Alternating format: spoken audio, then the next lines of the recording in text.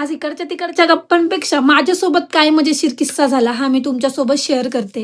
विषय असा झाला, की मला किचनचं मेकओव्हर करायचं आहे म्हणून आपण आमच्या किचनला ट्रॉल्या नाहीयेत. त्याच्यामुळे म्हटलं आपण ते कर्टन असतात ते ऑर्डर करूया. मी 2 सेट ऑर्डर केले आणि कॅश ऑन डिलिव्हरीवरती ऑर्डर केले. आज प्रॉडक्ट येणार होतं म्हणजे त्या दिवशीचा किस्सा मी तुम्हाला सांगते. आजच्या दिवशी प्रॉडक्ट येणार होतं म्हणून सकाळी माझ्या अकाउंटला पैसे असल्यामुळे मी म्हटलं चला आता Mishoला अपडेट आले तर तुम्ही पे कधीही करू शकता. तुम्ही कॅश ऑन डिलिव्हरीवरती केलं तरी. तर म्हटलं आपण पेमेंट करून टाकावं. मी पेमेंट केलं.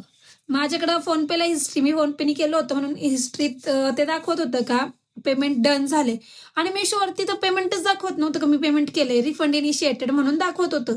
मग मला टेन्शन आलं. मग मी हेल्थ सेंटरला कॉल केला तर ते बोलले की तुम्ही काय पेमेंट परत द्यायची गरज नाहीये. तुमचं पेमेंट आम्हाला भेटलंय. असं करून मग मी जरा रिलॅक्स झाली का बाबा आपण पेमेंट केलं. ते बोलले की डिलिव्हरी बॉयला तुम्ही स्क्रीनशॉट दाखवा. तुम्ही काय परत पेमेंट करू नका. संध्याकाळी डिलिव्हरी बॉय आला आणि तो म्हटला का नाही तुमचं पेमेंट नाही झालेलं. तुम्ही कॅश ऑन डिलिव्हरी वरतीच मागवलं होतं. मी म्हटलं अरे हो पण मी त्याला सांगितलंय सगळं काय झालं माझ्यासोबत ओळखीचाच होता म्हणून. तर तो म्हणायला लागला नाही मला भरणा करावा लागेल. तुम्ही मला तुमचे पैसे म्हणजे मला जे लागतात माझे जे पैसे आहेत ते द्या. काहीतरी 918 का 948 रुपये असं काहीतरी पेमेंट मला द्यायचं होतं.